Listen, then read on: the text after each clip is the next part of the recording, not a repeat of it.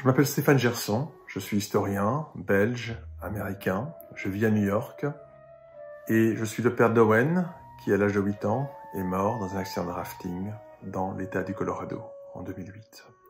J'ai rédigé un récit sur cet événement, Disaster Falls, paru en anglais il y a 3 ans et à présent traduit en français.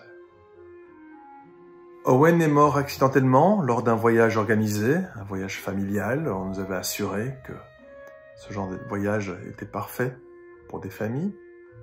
C'était lors du premier jour du voyage, l'après-midi du premier jour, sur des rapides au nom de Disaster Falls. Mon récit porte sur cet événement et aussi sur un deuil familial. Mais plus généralement, c'est un livre sur l'expérience de la perte d'un enfant dans un monde qui les sacralise et aussi sur la transmission, sur la filiation entre père et fils. Disaster Falls est donc d'abord le livre d'un parent, d'un père qui s'est retrouvé avec son fils dans un kayak, qui ne put esquiver les rochers, qui ne put agripper son enfant avant qu'il ne disparaisse dans les flots. Comment surmonter la culpabilité? Comment maintenir une relation avec mon fils disparu? Et puis, comment comprendre la situation dans laquelle nous nous sommes retrouvés, malgré nous, mon épouse et moi, ayant écouté des guides qui nous avaient assuré que tout se passerait bien. Ce livre est donc aussi une réflexion sur l'économie du risque qui gouverne nos existences sans que nous en saisissions les contours. Mon épouse, Alison et moi, avons vécu notre deuil de manière si différente. Alison est partie au contact des autres. J'ai passé beaucoup plus de temps seul.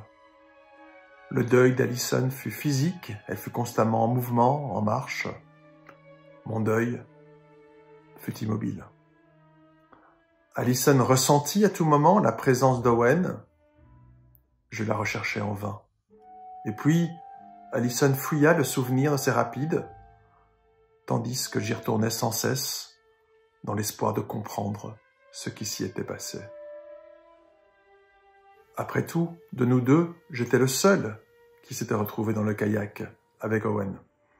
Comment donc gérer la déception, la récrimination, la colère au sein de notre couple? Comment rester ensemble alors que nous devenions tous deux d'autres versions de nous-mêmes? Disaster Falls est le livre d'un fils qui se tourne vers son propre père, gravement malade, dans l'espoir d'être moins seul face à la mort. Disaster Falls est le livre d'un homme ordinaire, votre ami, votre collègue, votre cousin, votre voisin, qui subit un drame inconcevable, qui sombre dans un monde impar, qui incarne nos peurs les plus terribles, le pire drame imaginable, me dit-on à l'époque.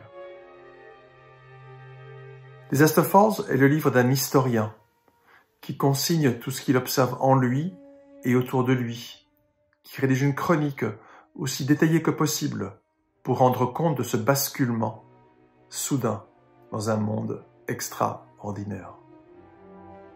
Et puis, pour comprendre l'accident et en saisir la mesure, j'ai entrepris une histoire naturelle de ces rapides de Disaster Falls. Et je me suis replongé aussi dans l'histoire familiale de ma mère, une histoire de la Shoah. Car comment dessiner les contours d'un événement extraordinaire sans le comparer à ce qui fut? Oserais-je dire que Disaster Falls est le livre d'un écrivain? En tout cas, ce récit a une visée esthétique. J'ai voulu mettre le réel en forme afin de représenter et donc d'ordonner le chaos.